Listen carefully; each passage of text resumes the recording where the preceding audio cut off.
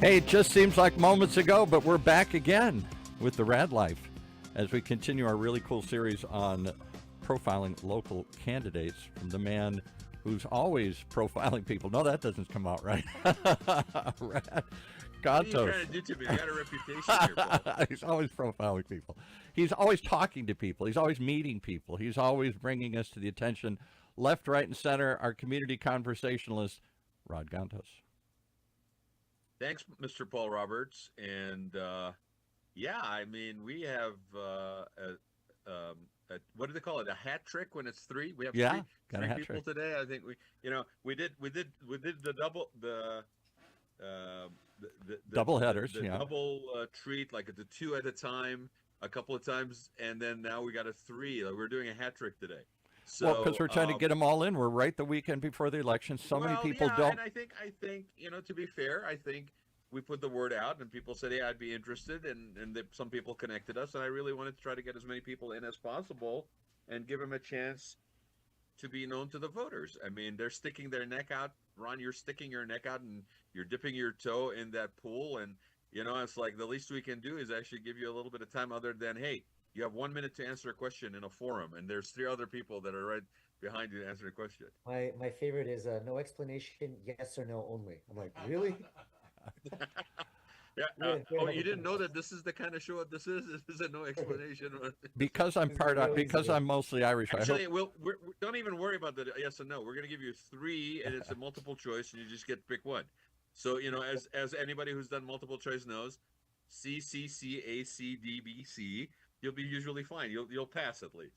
Love it. Uh, but listen, thanks for taking the time, because the other reality is that you guys are, with less than a handful of days left, you are basically out there canvassing, meeting, doing that last push uh, before election day, or where everybody goes out and votes in person. I appreciate you taking the time to be here, really. No, no worries. This is great. I mean, from the very beginning, we always made a point to, if anybody wants to talk with us, we'll make time to talk with them. In fact, right after this podcast, I'm meeting with somebody from the Jewish community that wants to have a one-on-one conversation. So I'm going to meet them at a Chipotle a few miles away. So That's awesome. So let's get into it. You're running for for City of Irvine mayor, yep, which, for people who don't know, it's a voter position. It's not an at large, and then appointed within the city council. So in City of Irvine, it's been a couple of cycles at least where they vote for mayor. I know you guys are going through some districting right now that's kind of rolling out, but the mayor positions have been there for a bit. Um, Take a minute and tell people about you and your background a little bit, and kind of just orient people, whether it's on personal side, background, how long you've been in Irvine, and then what made you want to run. It would be great if you can take a few minutes and kind of get us up to speed on that, Ron. yeah, for sure. So I'm Ron Scolesdang, running for mayor of Irvine. I've been a resident here for over 11 years. I met my wife here 11 years ago, and ever since the day I met her, I've stuck around. Have no plans of leaving ever. My whole life has been surrounded between business, martial arts, and community service. Um, and even having my gym in Irvine, that's how I met my wife. She walked in at a 6 a.m. class one morning. She signed up the first day and never left. Got married, had our first kid, bought our first home, all here in Irvine. Opened our first dream business, our very own kickboxing gym in Irvine, where it's all ours. We have complete discretion on how we want to run it, and it's literally a dream come true. We are living the American dream here. As far as community service goes, I learned pretty much almost everything from my martial arts background.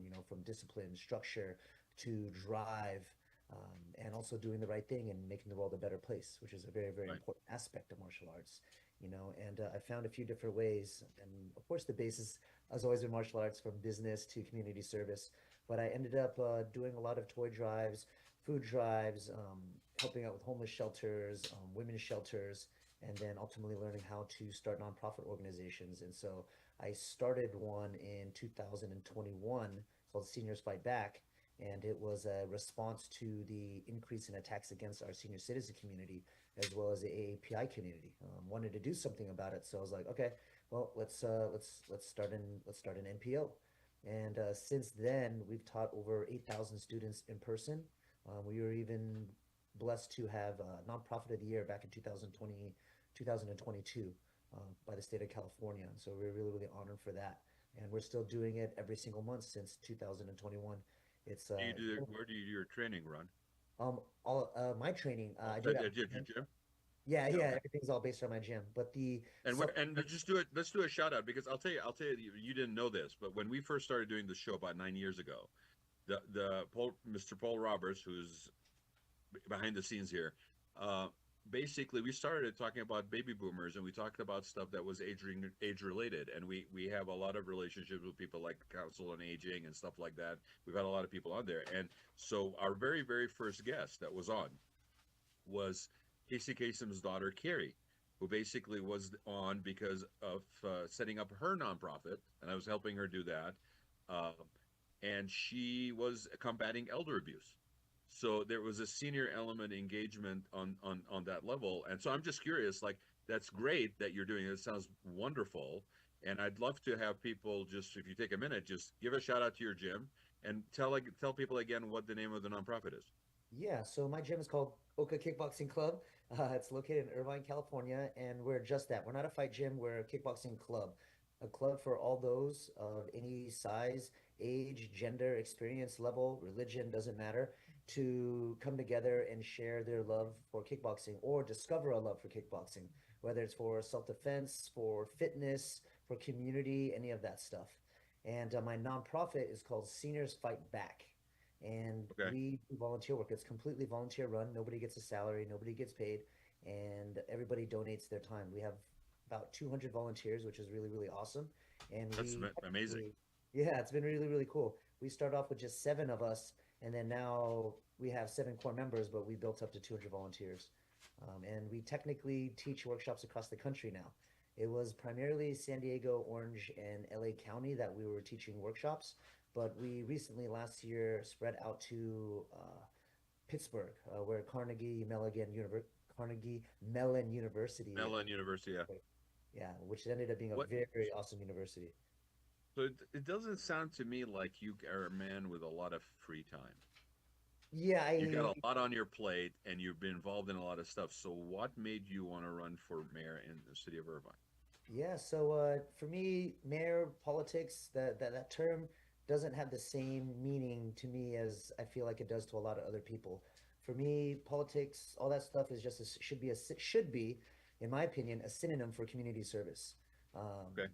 I've been able to help out a lot of lives in person, hundreds of lives in person, thousands of lives in person, hundreds of tens of thousands of people through social media with the boom of that. And then, I got inspired to take it even further now. And now I have an opportunity to help out 320,000 lives of the residents of Irvine, my own neighbors, the people in my backyard, the people that have the same ideas as me and has the same vision as me for the city that they live in.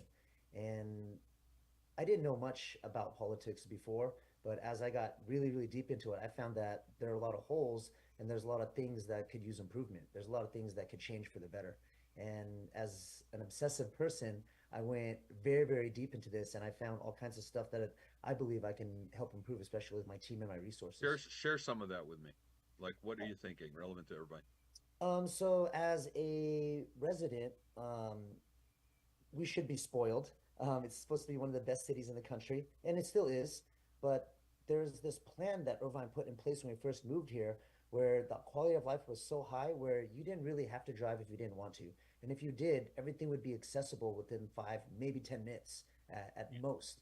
And we're Right. lucky to be in that model right now, where on the weekends we could literally take our bikes, we could ride across two lakes, go into a shopping center with gas stations, with restaurants, even or there was a Barnes and Nobles where we could read Yeah. books, we could eat pizza, we could play at a park, and then ride our bikes home. And literally, we wouldn't even have to step foot in a car.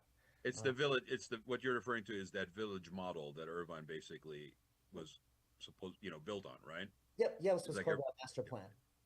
yeah, Master yeah, plan for Irvine. So everybody would pretty much be within the vicinity and be able to live their life um, yeah. within walking or biking distance.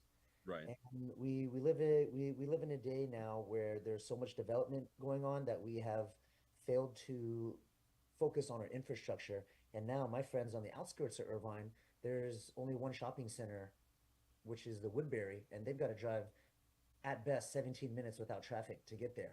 And we're finding now that people are leaving Irvine because Lake Forest or Rancho Santa Margarita is actually closer to them than going to Woodbury Center, depending on where they live in Irvine. And as a city, and city should be another word for community, you don't want people to leave your community. You want people to stay in your community. Right. And the fact that people are leaving that raises red flags for me. As a business owner, it was so difficult to open our business here in Irvine. On the paperwork, most of these things where you apply for a business license, before you get a business license, of course, you got to look at zoning, and then with the zoning, you may need a CUP or you may need a standard use permit, an SUP, Right. Right. and they're supposed to take 21 days or less. So for us, we got very lucky. Usually CUP makes it almost impossible for you to start a business because the process takes too long. Well, and especially when it's like zone, you're basically asking for a consideration for either a change of zoning or some sort of like it's allocated in a certain way. So It's my wife. there's your better half right there. Uh, so yeah, no, professionally I do commercial interior design, so I'm very familiar with situations like that. And you got to go in front of the planning commission and appeal to the city council and stuff like that. It is a long and not only long but also an expensive process in a lot of places. And there's no real guarantee whether it's successful or not. So what are you thinking about that? Like, are you thinking about streamlining the process, uh, offering assistance? What are you thinking a solution is for that? Both. One is education, and this relates mostly to small business owners. Big businesses already know what they're doing, right? They're good, they're golden. Ah, Um, okay, I hear what you're saying. Yeah. but small business owners have no idea where to go and who to talk to. Until They it's too late and then they're in the middle of it, right? Yeah, So and the tough yeah, part for those that are in the know, let's say you find a space that you like, if you don't sign the lease right away, it's gone. And so once you right. sign that lease, you'll be lucky if they give you 3 months, 3 months free rent. But in those 3 months, you're going through this whole process. And then if you don't get cleared, then you're stuck on a lease. And so it's definitely a huge roll of the dice on if it makes sense or not. And as a small business, I mean, on average, at best, most of us are making what, 20, 30% profit, and the rest is to overhead. So it's the system is designed for us not to succeed very high. You know what's funny, Ron? I mean, you're talking in my world. I mean, this is exactly the stuff we deal with all the time. And when you get that lease and you got to negotiate the lease in a proper way and make sure that all things that are that are working in your favor are in that lease. You're going through all that whole process. You're trying to secure the place. You're trying to negotiate the rate. Usually, it's higher than you want to pay for. You're trying to negotiate. You're looking at existing equipment, air conditioning systems, whatever. Who's going to carry that? Who's going to fix it if it's an older location versus a new build? Also, you have to basically now, if you've got to build out, you got to put that into play. So you're outlaying all this money, and if you're doing a CUP, you're rolling the dice because it's still going to depend on a few people sitting on a dais. They're going to make a decision whether that's going to apply or not. And to your point, as a small business owner, your margins are small, your capital overhead is high, and you are in a precarious situation. And in some cases, just to add to it, by the way, because I've had some of my clients like that, you're maybe taking a second mortgage on your home, or you're getting some kind of financing from somewhere, which now puts you in a different location where if that project doesn't work, it's not like a larger corporation or a larger client business that you're talking about, big box or something, where it says, we have the ability to sit this through, to see it through, to maybe take the hit the first couple of years. You can't do that as a small business owner. So No, you're the only one, by the way, that I've ever heard talk about it. yeah, I've found that a lot of people in city council, I haven't seen a lot of people that are actual business owners. I've seen them work in corporate. I've seen them as lawyers. I've seen them as architects, but I haven't seen very many that that were actually business owners that did business in the city they wanted to run for. And I think that's important to Well, and know. you're in a service industry, like you're basically a service business. So you're not like a consulting business like I would say an attorney is, or like even an architect is. You're in a meet the client, walk through the door, storefront kind of business, which B2C. also then is a different category in its own. So that's very interesting. And you think that that's, I mean, I hear you. You're motivated in making it better where you live, honestly, right? I mean, that's Yeah. really kind of what's driving you, sounds like. That's I mean, I believe that's what city council should be, whether you're a city council member or a mayor. You should just be a reflection, a vessel, a voice for your constituents. And I think in modern day politics, it's not the case anymore, at least for the most part. I think that when you become a career politician, you start shifting away from the needs of the residents, and then it becomes the need for yourself. Because now that it's your career, this is your livelihood. You have to do this. You don't want to do this. You have to do this. I want to do this because I want to do this, not because I have to. I have my life outside of politics, even though it's a full-time effort, but there's always Yeah. time to make if it's important enough. And Well, my father used to say, "You want something done right, you give it to a busy man." So there you go, right? yeah, So so okay, so it's interesting though that you're. I mean, is this your first foray in terms of politics? completely new. Yeah. Okay, so I'm just curious, like, what made you want to go for? Because again, mayor position, especially the way that Irvine is, that's an overarching thing, right? I mean, you basically are responsible to bring people together, especially with the districting happening, to work Yes. towards the whole benefit of the city. Whereas some people are maybe a little more focused on their district, especially if they're running for those districts, and those districts are not small. Like the gentleman who's running for a district next to the Great Park, which is like 80,000 people or something. Like it's not, your city is not a small city, right? Yep. So 850,000 as a residents. how has it been for you, for a person who's a first timer running for political office in a city that's as large as Irvine? How's the experience been for you? The experience has been wonderful. It's not what I expected. It was better.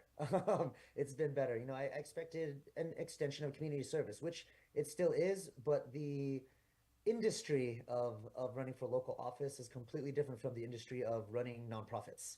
Uh, and I like it. I've been competitive my whole life. My base is martial arts, so I'm currently a WBC and WCK world champion in Muay Thai, and so it's been an honor to be able to represent the U.S. in that sport and the art of Muay Thai. And I've used the model that I've gotten from sports and martial arts, and I've applied it to everything in my life, whether it be business, work, personal, or community service. So whether it's 32,000 people or 320,000 people, it's all the same, just a different application. My base is very sports based. I make sure I have the proper coaches, I have the proper team, and I have the proper playbook. And as long as everybody does their job, we win. And that's all I That's want pretty for good everyone. advice right there, on just on its own, by the way, for Thanks. anybody. It Yeah, works for everything, my relationship, yeah, everything. yeah. And so you said it wasn't what you expected. It's better. So tell me about how it's better. Better as in much more challenging, much more fun than I expected. Initially, I was very naive. I was like, okay, cool. All I have to do is just pitch out who I am and send out the right message, and then everybody will come gravitating towards. Almost like that losing business model of if you build it, they will come. That doesn't work here either. No, no, so they sold us a bill of goods when they told us that one, man. Yeah. What? So that's very interesting. That's very interesting, and I think it sounds to me like it appealed to the side of you, which is basically, you know, competitive, um, disciplined. Here it is. There's a challenge that was bigger than maybe you thought it was, and now it's like, oh, that's cool. This is cool. This is a challenge. I get energized by the challenge, right? You said something to me when I first talked about you being on the show that I felt that kind of just like it didn't hit me from, kind of in a weird way. It was just kind of an interesting way of word choice on your part. You said to me, I said, okay, you haven't, you run before, no, and I said, and you said to me, and it was unsolicited. You said something about the fact that um, I am the non-incumbent choice or something of that The nature, right? alternative, the So alternative choice. alternative choice. You said I am the alternative choice, right? So take a minute, because I'm sure that's like when you're knocking on doors, when you're canvassing, right? When you're meeting people, right? Mhm. They're like, I maybe know you as a business owner, but what has that exchange been like? Like, have people been, hey, just happy that somebody's knocking on my door, and introducing themselves? Has it been, because you got the whole city? It's not like even just a district, right? So Yeah. how has that been? It's been a massive undertaking for sure because 30,000 versus 320,000, completely different scale, but Absolutely. doable with the right team. And we've got Right. wonderful volunteers. Luckily for my nonprofit, a decent percentage of them, we're happy to transfer over and help with this next stage of my life where I'm trying to give back to my city. And it's been really, really, really fruitful. When we go out there, we knock out doors. I think we get maybe 1 out of 10, 1 out of 15 doors actually open, and then 1 out of 20 doors actually want to have a conversation. But those conversations are amazing because if they want to talk, they want to talk, and we get very, very deep into conversation, and and it's been amazing to connect with all of the residents. That's been one of the most gratifying things because a lot of these residents feel like they don't have a voice. They have complaints, but they either don't know who to talk to or where to go. And that's a big thing I've been pushing. It's like, yeah, well, now you got me. Whether I'm in office or not in office, you can still come to me because I will still transfer your voice to where it needs to go if you don't want to say it yourself. But as far as feedback, some people, very, very small percentage of people would brush me off. Like, oh, you've never ran before? We need somebody with experience. But there's a big population out there right now. There's a huge shift, and I think we're seeing it everywhere that we're sick of the current system that's working. We're sick and tired of the current legislation that's being put in place, and we want something different. We want something fresh, But at the same time, are you also qualified to do the job? And that's a lot of people that we've been really connecting with. Okay, cool. I'm sick of the current people that are in office. What is my alternative choice? Well, that's me. I got a business background. I understand family values. I got a good chip on my shoulder. I've got a clean record. And when you talk to me, you really, really get a sense of my true intentions. I have no personal gain from this. This is the only gain I have is the fulfillment of making our city a better place. And even if I make one person's life better because I'm in office, then it was all worth it. And that's the case whether I'm running for city, doing a self-defense workshop, putting a meal out for the homeless, et cetera, et cetera. You can touch one life, worth it. And so I'm very, very fortunate that my wife and my son and my dog are supportive of all of my endeavors. Well, your Um, dog's probably getting a lot of walks, right? oh yeah. Oh, he's more buff than I am right now. So, do you think, just to talk about this change? I agree with you. I think there's definitely a I'm sick and tired of being sick and tired reaction, and it's across all party lines. I think it's just a general condition. It's like I'm done with the chaos. I can't stand the negativity, the lack of finding consensus, the lack of finding common ground, and just be motivated to have those conversations. And then you got that layer of disconnect. I think there is sort of a professional, and it's not everybody, but there are some which it's a political um, sort of melees of being in office. Sometimes is you disconnect, like, from your ground game, from the canvassing, from the ombudsman kind of role, that knocking on doors. They used to call them like wards in the East Coast, and people were like the go-to person in the ward, kind of thing. Eh, But there's, I think, also, and correct me if I'm wrong, I think there's also a generational change that's happening. Have you felt that being out there? I've felt a ton.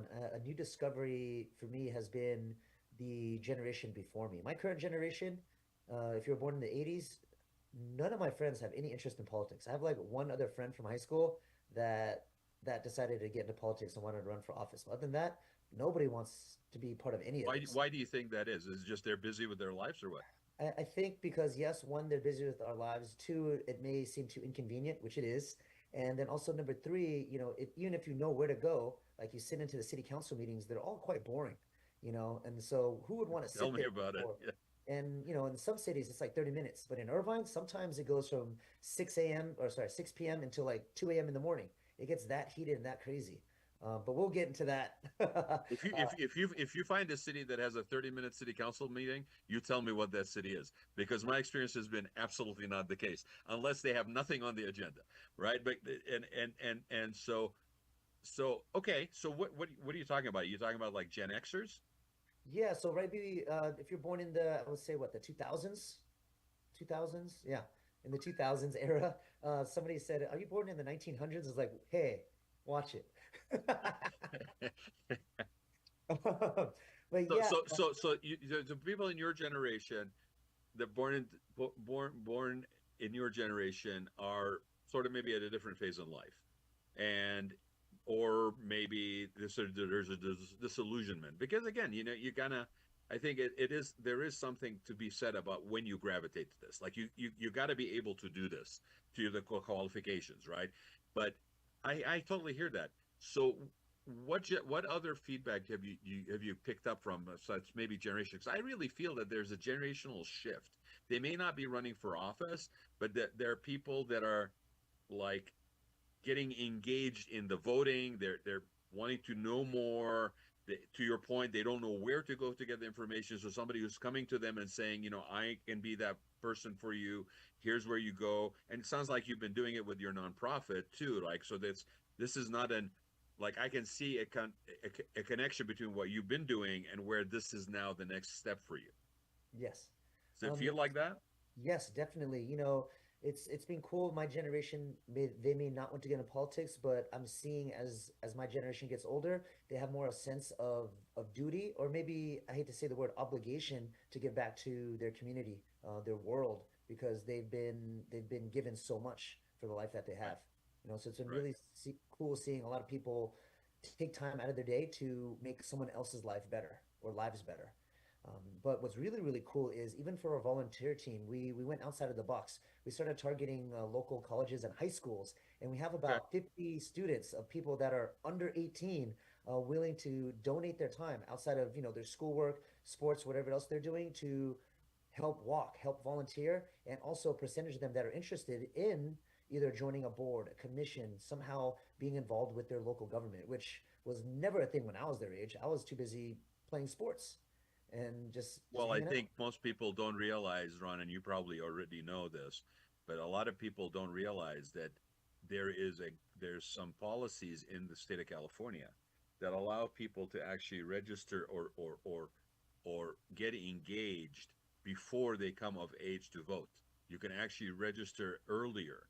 And so what you're talking about is those people that are engaged, whether it's city, whether it's school, student body or model United Nations or whatever, like people that have that interest, they are actually encouraged to not necessarily they can't vote, but they can still get engaged before they get to the age of voting in the state of California. And so that's a very smart move, my friend, because to tap into those people and to basically get them engaged and have them maybe even follow your footsteps in a way of being like involved in a nonprofit or working in the community. You're sowing seeds that for future leadership.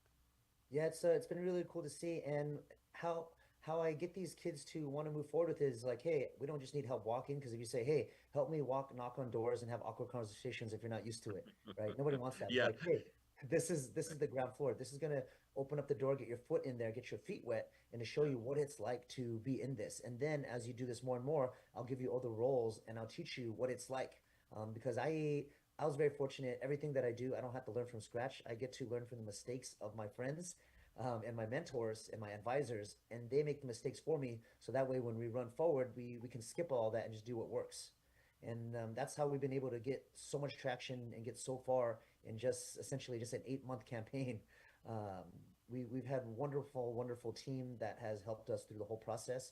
And like some people are shocked that I've only been in this for 8 months, Yeah, because to be honest with you, I mean, I was curious, but no, talking to you, no, I totally see it. In fact, what I think I mean, how many, actually, I don't even need to know.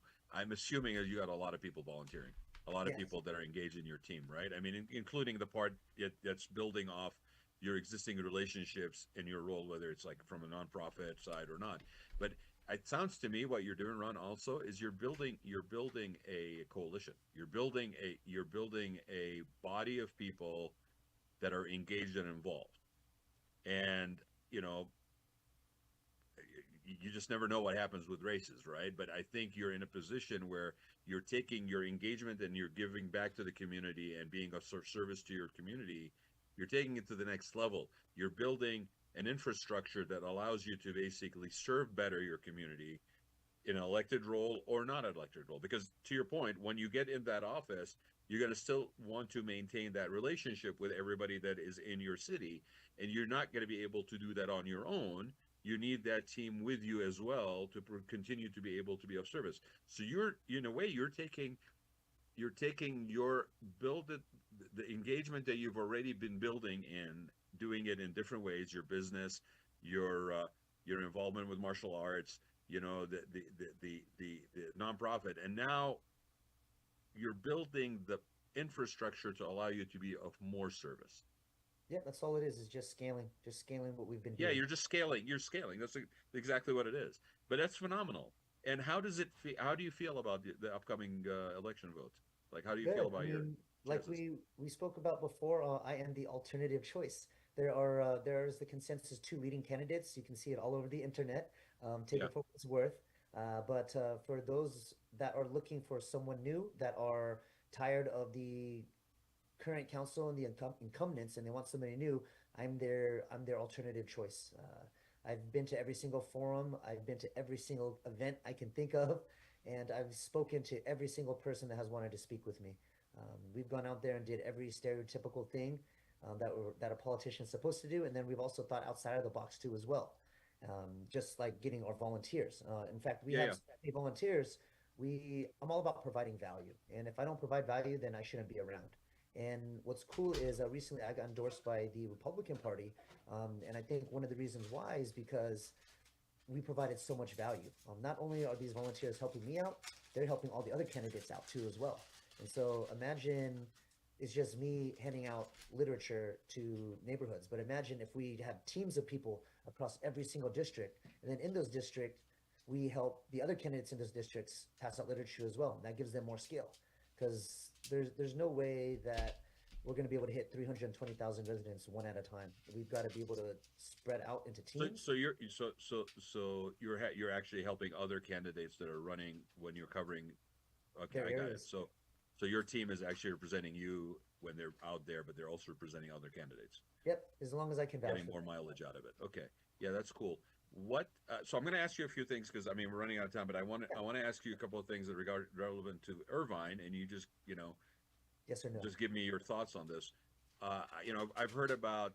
Well, no, I've heard about like you touched on it, the transportation aspect, right? We've heard about the fact that the infrastructure is not it's sort of behind with all the development that's come in. Like the infrastructure from the original master plan is now being taxed. When I say tax, like pressures have been put on it, and there needs to be that. Do you agree? Like there's sort of a transportation and traffic issue with the city that needs attention.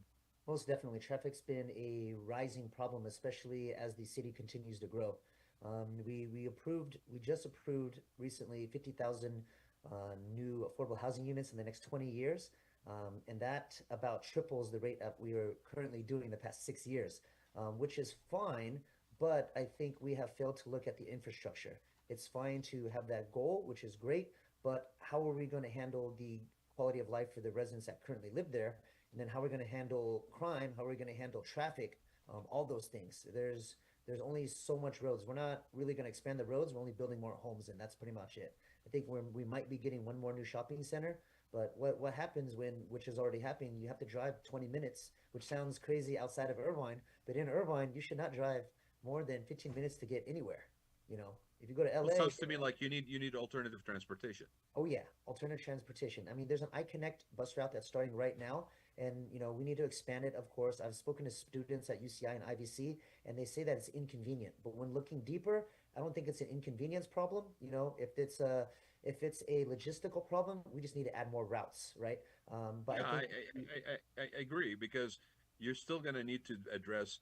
I wouldn't call it necessarily affordable housing. You need to address proximity housing, walkable communities, Yes. workforce housing. If you're in the service industry, and especially if you're a restaurant stuff, I mean, again, you need to have consistency with your labor force. Proximity helps you versus if they're driving from friggin' Riverside every day, right? So there are certain realities that we have to address, and it can't be like a not in my backyard. But at the same time, to your point, the infrastructure has to be supportive of it. You cannot just put more pressure on the system without providing ways for it to basically continue to flow.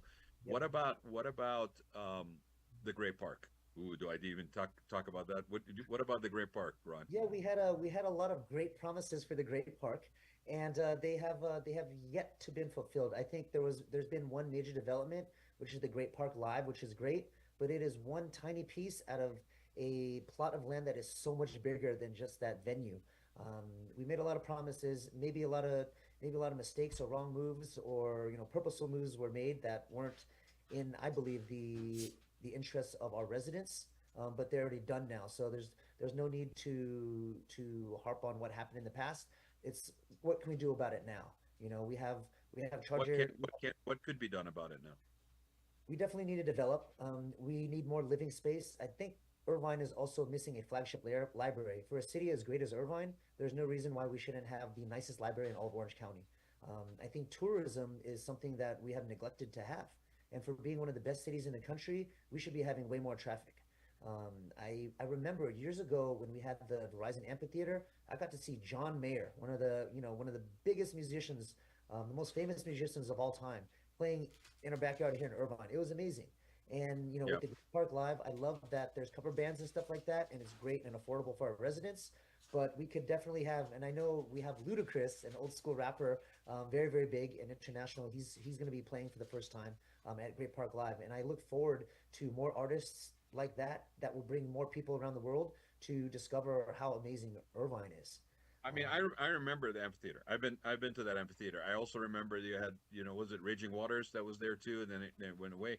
It seems to be that when it comes to tourism, and it's not necessarily limited to Irvine, I think it seems to me that because Orange County developed as basically sleepy, suburban communities, that there's a love-hate relationship with tourism. And when I say tourism, I'm not just saying, come and stay in our hotels. I'm talking about that transition that comes into the shopping center, destination-driven traffic, right? And it seems to be. I mean, I live in San Clemente. We have a love-hate relationship with tourism too, in a way. Like it's kind of funny, right? We want the dollars, we want the AI, but we don't want the impact. And it's like there's a challenge thing.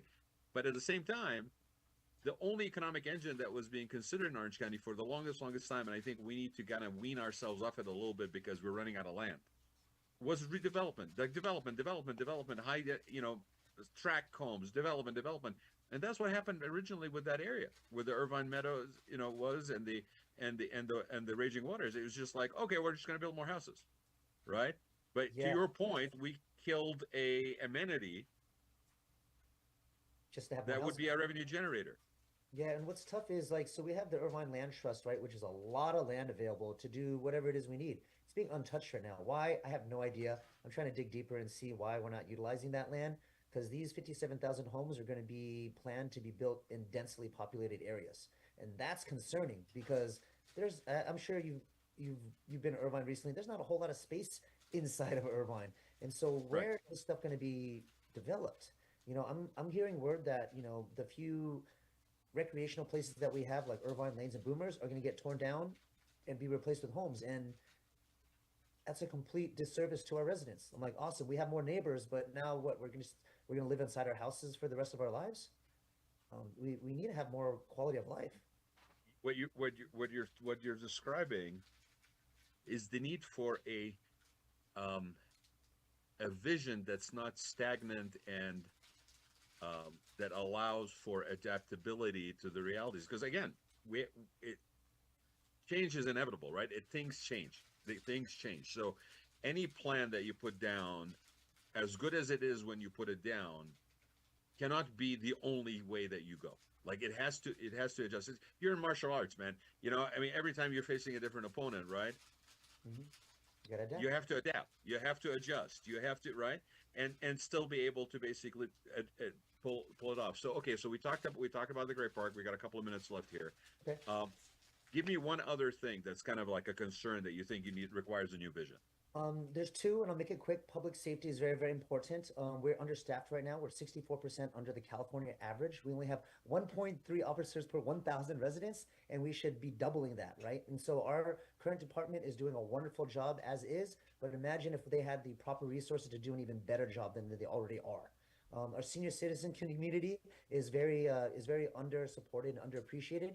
We have 3 senior citizen centers here in Irvine, and they're underutilized. We should be filling that thing up. The biggest killer is lack of purpose. And I've been speaking to some of these residents, and they literally are bored. They have nothing to do. I don't want them in their houses all day. I want them out and about, and I want them doing stuff. And I also want them to know that we love them and that we care for them. And so we definitely got to get more engagement out of that. Well, you're preaching to the choir on that one, because I hear you 110%. And I will tell you one thing: change the marquee on the wall from senior center to wellness center. That's your first step, because nobody I'm an Xer. Paul is a boomer. We're not aging the same way our parents aged, and we have almost 30 years additional time from the day we decide we're going to retire at 65, right? So what are we going to do with a third of our life? And I'm not going to go sit at a laminated table, okay, and basically play shuffleboard, and I'm not going to go play golf all the time either. So to your point, yes, the programming is super critical. The revisioning of those centers is super critical, because they're an amazing amenity, and we across the whole county, we're an aging county. So you got to get your head in a different space. Plus, all those people that are so seasoned and still got their faculties, I mean, why aren't we utilizing them? Yep. I agree. And you're working with them with your nonprofit, so you're getting firsthand connection and understanding of what it is. And when they're telling you they're bored out of their skulls, yes, and loneliness is a factor. And whereas in the past maybe you had seniors that were still married couples that were seniors, you have a totally different profile end user right now. And we got to come up with different ways of addressing this, same way as we have to come up with different ways of addressing housing. Yep. And then speaking of housing, I'll touch up on 2 more things: a personal thing and then something new for the city. Tell her real quick.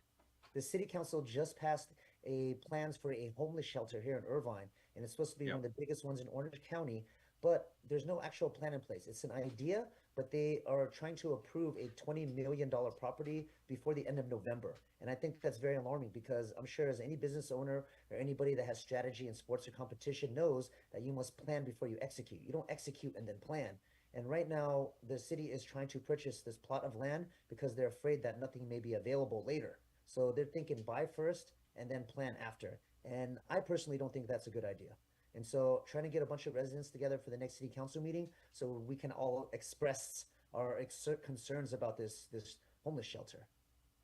Is it part of the requirement by the state, because you have to actually designate an area for that? I think that may be what's not so much an area. There's a great alternative plan, which is instead of dumping $20 million plus whatever it takes to get this program running, there's already a program in place. But why not put $2, $3, $4 million to our neighboring city in Tustin that already has an amazing homeless shelter, and build that thing up and make that one the marquee? And now we collaborate. Right. I think sadly, what you're referring to, which is absolutely the correct way, we need regional solutions. But in order to have regional solutions, we really got to have communication across our city boundaries and come up with that stuff and not be in our siloed mindset. Ron, it's been a real pleasure, man. It's been really nice to get to know you. Yeah. Obviously, I can keep talking all day, but we'll we absolutely can. You and I, we got a coffee date up coming up. Good luck with the next few days. Good luck with what you're doing. Keep doing what you're doing. I love what you're doing I don't even want to call them seniors, with our seasoned member adults of our society, right? And seriously, man, keep up the good work. I'm going to have you back on to talk about your nonprofit after we get through this cycle. So stay in touch. Good luck. Keep canvassing, man. That's all you can do. You got it. Ron Scolesdang, guys, running for Irvine Mayor. We are Irvine. And there's the website, everybody. Scolesdangformayor.com. Look him up. Guy's got a lot of interesting stuff he's involved in. He's one you should know. Thanks, Ron. Appreciate you. Have a good one, guys. Bye, everybody. Thanks for your time.